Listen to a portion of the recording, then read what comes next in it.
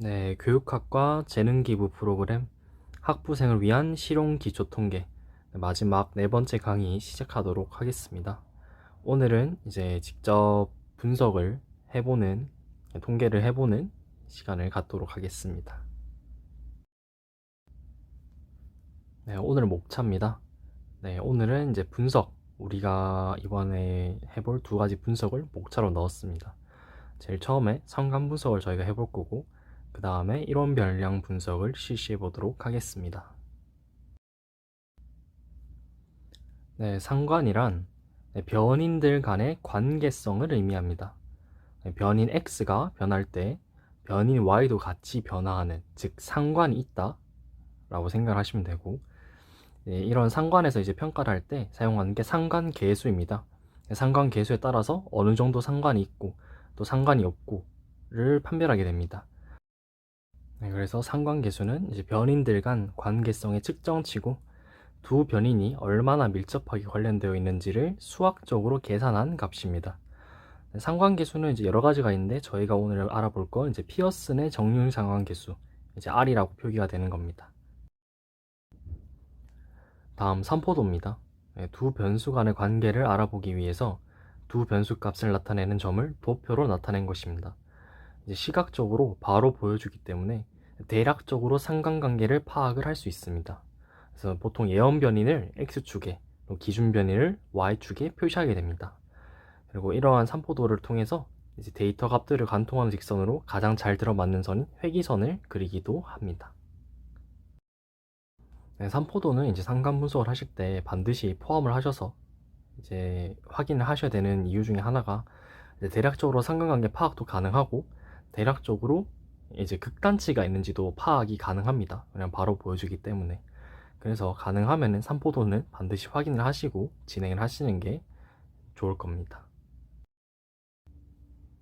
네, 요거 삼포도 예시가 되겠습니다. 요거 잠깐 한 부분만 좀 보면은 요걸로 보겠습니다. 네, 지금 분포가 이렇게 보여줍니다. 바로. 그래서 보면은 여기가 약간 뭉쳐져 있지 않습니까? 약간 위쪽으로 올라가는 걸 봤을 때 이런 모양으로 이제 되어 있으니까 상관이 어느 정도 있을 수 있다 라고 볼 수 있고, 그리고 이 친구 같은 경우에는 다른 데이터들에 비해서 유난히 좀 떨어져 있죠. 네.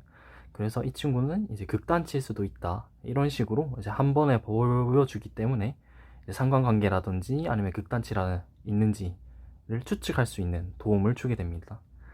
네, 이거 극단치 같은 경우에는 이것만으로는 사실 판단이 불가능하고, 이게 박스 그래프라고 그런 게 있는데, 뭐 이런 식으로 해가지고 이렇게 있고, 이 박스에서 어느 정도 여기까지 뭐 가면은 극단치로 판명을 한다,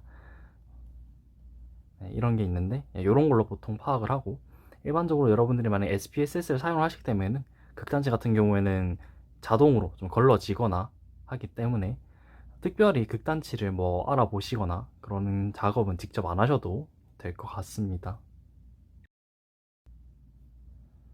네, 다음은 공별량입니다. 네, 공별량은 두 변수가 동시에 변하는 정도를 수치로 이제 표현한 통계치입니다. 네, 한 변수가 어느 정도 변할 때 다른 변수가 어느 정도 변하는지에 대한 거고, 공별량 계산은 이제 x의 편차에다가 y의 편차를 곱하고 모두 더해서 이제 전체 사례수로 나눈 값입니다. 여기는 전체 사례수라고 적기는 했는데 요거는 이제 전체 사례수가 아니죠. 네, n-1은 자유도입니다. 자유도로 설정을 해놓은 거라서 이제 표본을 대상으로 할 때는 전체 사례수 n이 아닌 n-1 자유도를 사용을 하셔서 이제 대입을 하시면 표본 공별량 계산이 가능하게 됩니다. 네, 공별량 계산 예시를 제가 가지고 왔습니다. 네, 이 문제를 바탕으로 이제 공별량 계산을 한번 해보시면 좋을 것 같습니다. 네, 공별량 계산식은 여기 요거 그대로 사용을 하시면 됩니다. 표본 공별량 공식으로 사용을 하셔서 이 문제의 공별량 계산을 한번 해보시면 될 것 같습니다. 잠깐 멈추시고 계산을 하시고 난 다음에 다음 같이 계산을 하시는 걸 보시면 될 것 같습니다. 네, 공별량 계산입니다. 네. 자, 먼저 x 평균을 구하면 됩니다. 자, 국어를 x로 잡았고 영어를 y로 잡았습니다. 이제 국어 평균이 이제 이거 다 더해서 사례수로 나눈 값이 이제 84.75가 되고, y 평균 모든 점수 더해서 사례수로 나눈 것이 85.375가 됩니다. 그러면 이제 x-x의 평균을 실시를 하게 됩니다. 네, 실시를 하면은 각각 이렇게 값들이 나오게 되고, 그 다음은 y-y 평균을 실시합니다. 네, y-y 평균을 하면은 이렇게 값들이 나오게 됩니다.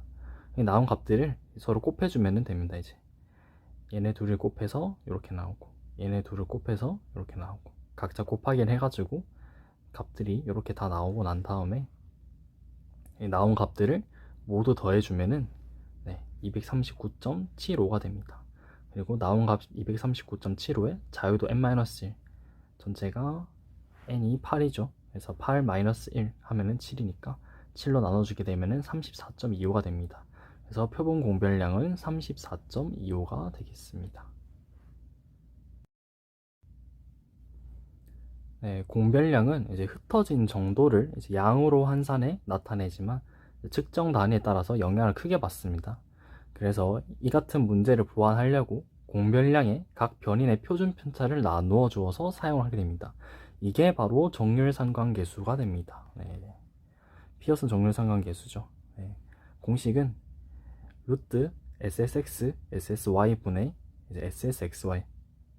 그러니까 ssx니까 x의 뭐죠? x의 표편, 그리고 SSY의 루트를 씌운 거니까 Y의 표편이 되고요. SSXY니까 공별량이 됩니다. 네, 되게 간단하죠? 네. 그럼 이제 아까 전에 공별량을 계산했던 예시를 바탕으로 여러분이 정률상관계수 R, 피어슨 정률상관계수를 이제 구해보시면 될 것 같습니다. 그럼 다들 계산이 끝나셨다고 판단을 하고 한번 보겠습니다. 자, 제일 먼저 n은 이제 8이 나왔죠. n은 8입니다. 그렇게 다 보니까 df 자유도는 이제 7이 되고, x 평균은 아까 84.75였고 x의 표준 편차는 7.086204가 나왔습니다. 뭐 점점점 더 있고요. y 평균은 85.375고 y의 표편은 이제 10.05609 점점점이 나왔습니다. 자, 그러면 아까 전이랑 사실 거의 지금까지는 똑같죠. 네. 그런 다음에 이제 다 곱하기 한 값을 더해주면은 239.75가 나왔었고, 그래서 표본 공별량이 34.25가 나왔었습니다. 그럼 여기서 이제 R은 표본 공별량에다가 X 표편과 Y 표편을 곱한 값을 나누어 주면 됩니다. 그래서 R은 34.25 나누기 71.2592 꼴 0.480638 점점점이 나오게 됩니다.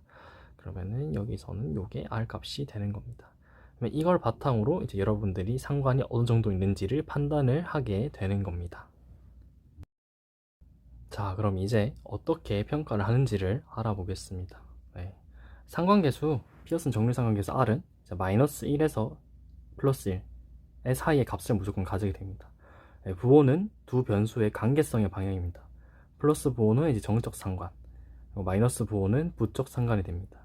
네, 다들 아실 거라 생각을 하지만 이렇게 예를 들면은 이게 정적 상관이고 이게 부적 상관이 됩니다. 네. 꾸준히 이쪽으로 올라가는 거, 꾸준히 이쪽으로 내려가는 거, 이게 요 뜻이고요.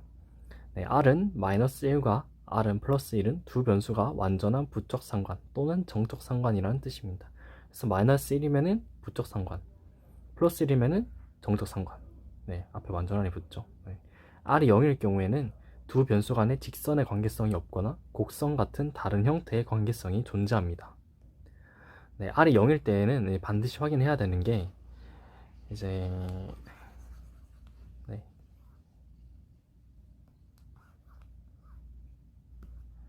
그래프가 이렇게 있다고 봅시다. 네. R이 0일 때는 요건 R은 1이야, 대충 뭐 요게 R이 1이라고 합시다. 그러면은 이렇게 되든 뭐 이렇게 되든 다 관계성이 지금 나올 거예요. 그런데 관계성이 안 나오는 것 중에 하나가 바로 이런 곡선 그래프입니다. 이렇게 되면은 R이 0이 돼요. 네. 그런데 이런 곡선은 사실 관계성이 없다고 볼 수는 없죠. 네. 반대쪽으로 돼도 마찬가지고. 이런 식으로 이제 곡선으로 나왔을 때 R이 0이 되기 때문에 R이 0일 경우에는 반드시 이제 관계성이 없는 건지 아니면은 이걸로 판단할 수 없는 이런 곡선 형태의 관계성이 존재하는지를 반드시 확인을 하셔야 됩니다. 네. 이제 상관 정도를 보면은 상관 정도에 대한 표현입니다. 네, 일반적으로 사용하는 표현이고 이게 절대적인 기준은 아닙니다. 네. 그래서 R이 0에서 0.2 사이면은 이제 상관이 거의 없다 라고 보고 R이 0.2에서 0.4 사이다 그럼 상관이 낮다 라고 봅니다. 그리고 R이 0.4에서 0.6 사이다 이러면 이제 상관이 있다 정도로 보고 R이 0.6에서 0.8 사이면은 상관이 높다. 그리고 R은 0.8에서 1 사이면은 상관이 매우 높다 라고 봅니다. 네, 여기는 플러스 기준으로 적어놨는데 이제 마이너스 그러니까 부적 네, 이렇게 부적 상관일 때도 똑같이 적용을 하시면 됩니다. 네, 그럼 뭐 마이너스만 붙이면 되겠죠. 이런 식으로. 그래서 얘를 잠깐 보면은 R이 뭐 플러스 0.64다. 그러면은 정적으로 높은 상관이 있다. 혹은 상관이 정적으로 높다. 라고 해석을 하시면 되고 R이 마이너스 0.64다. 그러면 부적으로 높은 상관이 있다. 혹은 상관이 부적으로 높다. 라고 표현을 하시면 될 것 같습니다. 네, 상관에 영향을 미치는 요인입니다. 네, 이질적인 화이 표본이 있습니다. 네, 표본이 몇 가지 다른 변인에 의해서 두 개의 구분된 집합으로 나눠질 수 있는 경우입니다. 네, 그리고 극단치, 특별히 높거나 낮은 또는 동떨어진 등의 데이터가 되고요. 그래서 이제 삼포도 확인이 반드시 필요하게 된 겁니다. 극단치가 있을 경우에는 임의로 삭제하지 않고 극단치를 포함한 결과와 제외한 결과를 모두 제시하는 게 가장 바람직합니다. 근데 사실 이건 연구자한테 맡겨진 부분이기 때문에 뭐 연구자가 임의로 삭제를 해도 사실 임의로 삭제했다고 이야기를 하지 않으면은 알 수 없기 때문에 뭐 윤리적인 측면과도 좀 관계가 있고 그래서 가장 좋은 방법은 이제 극단치가 있을 경우에는 포함한 결과와 제외한 결과를 모두 제시하면은 가장 좋을 거다. 네, 그렇게 이해를 하시면 될 것 같습니다. 네, 다음은 이론 별량 분석입니다. 네, 원웨이 아노바라고도 하고요. 네, 이론 별량 분석이란 하나의 독립 변인을 여러 수준으로 나누어 집단 평균들의 차이에 대한 통계적 유의성을 검증하는 것입니다. 이제 여러분들한테 설명을 드리진 않았지만 이제 T 검증이라는 게 있습니다. T 검증은 딱 두 개의 집단을 분석할 때 사용하게 됩니다. 그래서 3개 이상부터는 사용할 수 없어요.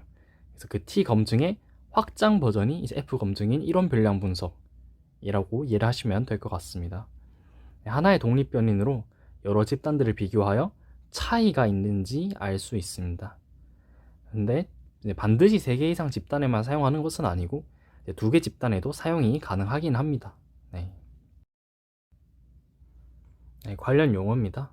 네, 총편차라는 건 이제 모든 전체 변동이고 집단 간 편차는 집단 간의 차이고 집단 내 편차는 우연에 의해 발생한 차이, 즉 같은 집단 안에서 이루어진 편차니까 우연에 의해 발생한 차이고요. 집단 간의 편차가 매우 크면 집단 간의 차이가 존재하고 집단 내 편차가 집단 간 편차보다 크면 집단 간의 차이가 없다고 볼 수 있습니다. 근데 여기서 문제는 편차의 합은 0이므로 이제 별량을 사용하게 됩니다. 즉, 한 가지 원인으로 이제 별량을 분석을 해서 이 집단 간의 차이를 보는 거라서 일원 별량 분석이라고 하게 됩니다. 네, 별량 분석의 기본 논리입니다. 네, 전체 별량은 집단 간 별량에다가 집단 내 별량을 더한 것과 같다라는 것이고요. 집단 간 별량, 집단 내 별량 비율에 의한 분포고요. 집단 간 자유도, 집단 내 자유도에 의해 영향을 받습니다. 그리고 F값은 항상 양의 값이 됩니다. 다음 별량 분석 계산입니다. 네, SST는 SSB 플러스 SSW라고 적혀있죠. 지금 여기 크게 적어놨는데 원래는 적을 때는 SST 꼴 SSB 플러스 SSW 이렇게 작은 식으로 적어 놓습니다. 이제 SS는 이제 제곱합이라는 뜻이고요. 서머스퀘어스고 이제 편차 제곱의 합이라는 뜻입니다. 그래서 SST는 총 편차 제곱합 전체고요. SSB는 집단 간 편차의 제곱합으로 SSBtwin입니다. 네. 그리고 SSW는 집단 내 편차의 제곱합입니다. 그래서 SS within이라고 부르게 됩니다. 다음 자유도 계산입니다. 네, 여기도 똑같이 B랑 W 보이죠? 그래서 DF between은 이제 J-1로 J는 이제 집단의 수가 됩니다. 집단의 수에서 빼기 1을 하시면은 이제 between의 자유도, 그리고 DF within, 그리고 N 전체 사례수에서 집단의 수를 빼게 되면은 within의 자유도가 됩니다. 그래서 전체 자유도는 between 자유도 더하기 within 자유도, 이것도 똑같이 됩니다. 요거는 이제 임계치 확인에도 사용이 되고 이제 계산에도 사용이 되게 됩니다. 그래서 보통 이제 between 자유도, within 자유도를 구하게 되면은 f 뭐 콤마 뭐이라고 기록을 하게 됩니다. 네, 아노바 분석 절차입니다. 네, 먼저 각 집단의 평균과 사례수 및 전체 평균과 사례수를 구하고 df between과 df within을 구합니다. 그리고 SST를 구하고 이제 SSBtween을 구한 후에 SST에서 SSBtween을 빼서 SSwithin을 구합니다. 그런 다음에 MSBtween 그리고 MSwithin을 계산을 하고 F통계치를 계산합니다. 그리고 이를 바탕으로 이제 아노바 테이블을 작성을 하고 DFBtween과 DFwithin 그리고 알파를 기준으로 임계치를 파악해서 이제 결정을 내리게 되는 겁니다. 네, 쉽게 좀 이해가 안 되실 수도 있는데 이제 예제 같이 풀어보면서 이해를 도와드리도록 하겠습니다. 네, 1원 별량 분석 계산 예시입니다. 네, 집단 A는 A 교수법만 사용한 수업을 들은 학생들의 성적이고 집단 B는 B 교수법만 사용한 수업을 들은 학생들의 성적입니다. 집단 C는 A 교수법과 B 교수법을 모두 사용한 수업을 들은 학생들의 성적이고 교수법을 제외하면은 종속변인에 영향을 주는 모든 변인들을 통제하였다고 가정하고 집단 간의 차이가 있는지 분석하라는 문제입니다. 네. 분석을 실시를 해보면은 먼저 A 모든 데이터의 합은 6, 사례수는 3이 되고 평균은 2가 됩니다. 그래서 B의 경우는 모든 데이터를 합치면 23, 사례수는 4, 평균은 5.75가 되게 됩니다. C의 경우에 모든 데이터를 합치면 37, 그리고 사례수는 5, 평균은 7.4가 됩니다. 그래서 전체를 모두 합치면은 요 전체를 모두 합치면은 이제 66, 사례수 전체는 10이고 또 전체 평균은 5.5가 됩니다. 그리고 자유도 DF between은 집단이 하나, 둘, 세 개가 되죠. 그래서 3 빼기 1을 해서 2고 DF within은 12 빼기 3은 9가 됩니다. 네, 그래서 F 2,9가 되고요. SST를 구해보도록 하겠습니다. SST는 정말 쉽습니다. 네, 전체 모든 데이터에다가 전체 평균을 빼주고 제곱해서 합해주면 됩니다. 네, 그래서 먼저 1이죠. 1-5.5 하고 제곱한 값, 그리고 2-5.5에서 제곱한 값, 3-5.5에서 제곱한 값, 그리고 3에서 5.5를 빼고 제곱한 값, 그리고 5에서 5.5를 빼고 제곱한 값, 7에서 5.5를 빼고 제곱한 값, 그리고 8에서 5.5를 빼고 제곱한 값, 그리고 6에서 5.5를 빼고 제곱한 값, 또 다시 6에서 5.5를 빼고 제곱하고 8에서 5.5 빼고 제곱하고 8에서 5.5 빼고 제곱하고 9에서 5.5 빼고 제곱하고. 여러분들 이해를 좀 돕기 위해서 이런 식으로 적어놨는데 뭐 실제로 할 때는 곱하기로 사용을 하셔도 됩니다. 왜냐면 요거랑 요런 것처럼 6이나 아니면 8처럼 똑같은 것들이 있기 때문에 그냥 하나 적고 곱하기 2라고 적으셔도 계산하는데 똑같기 때문에 아무 문제 없습니다. 그래서 SST를 계산을 하게 되면은 이제 79가 나오게 됩니다. 네. 그럼 이제 between을 구해보겠습니다. SS between은 사례수 A 집단 3개죠. 3 곱하기 2-5.5의 제곱입니다. 2가 어디서 왔죠? 네, 평균입니다. 네. 그래서 사례수 곱하기 전에 평균에서 전체 평균을 빼주고 제곱을 한 뒤에 사례수로 곱해주면 되는 겁니다. 그래서 4, 4개죠 사례수. 평균이 5.75였습니다. 5.75에서 5.5 빼주고 제곱해주고, 그리고 사례수 5였죠. 그리고 평균이 7.4였습니다. 7.4에서 5.5 빼주고 제곱해주고, 이렇게 해서 나온 값이 이제 55.05가 됩니다. 그리고 SS 위드인을 구하면은, 위드인 아까 전에 SST가 SS between 플러스 SS within이었죠. 그래서 SST에서 이제 between을 빼주면은 79-55.05를 해서 23.95가 SS within이 됩니다. 네. 그리고 MS between은, 자, 요것도 똑같이 MS between 이런 식으로 적어줍니다. MS between은 SS between에다가 DF between을 나눠준 값입니다. 그래서 SS between이 아까 전에 55.05가 나왔죠. 그래서 55.05에다가 나누기 2를 해주면은 27.525입니다. 네, DF between 여기에 있죠. 2. MS within은 SS within에다가 DF within을 나누어준 값입니다. 그래서 SS within이 아까 23.95였으니까 나누기 9, DF within 9였죠. 나누기 9를 해주면 2.6611 점점점이 나옵니다. 그래서 F 값은 MS between에다가 MS within을 나눠주면 됩니다. 그래서 MS between이 27.525였고, 그래서 MS within이 2.6611이었습니다. 그래서 27.525에다가 2.661을 나눠주면은 10.343855가 나오게 되고, 요게 F 값이 되는 겁니다. 네. 그리고 아까 전에 F 2,9에다가 알파는 항상 0.0으로 보통 하시면 됩니다. 알파를 0.5로 했을 때 임계치가 4.26이 나옵니다. 네. 요거 임계치를 확인하는 방법은 표 같은 게 있습니다. 나중에 제가 보여드릴 건데, 비트윈과 위드인 자유도를 통해서 알파 있고 몇일 때 임계치가 다 작성되어 있는 표가 있습니다. 그래서 그 표를 보고 확인하시면 되고, 임계치가 4.26이 나왔고 저희가 구했던 F 값이 10.34385가 나왔으니까 4.26보다 지금 10.34385가 더 크죠. 네. 그래서 저희는 이제 연가설을 기각을 하고 대립가설을 수용하도록 하겠습니다. 이 뜻이 뭐죠? 집단 간 차이가 있다를 없다를 기각을 하고 집단 간 차이가 있다는 것을 수용한다는 겁니다. 즉 집단 간 차이가 있다는 결론이 나오게 된 거죠. 네, 그래서 아노바 테이블을 이렇게 작성을 하시면 됩니다.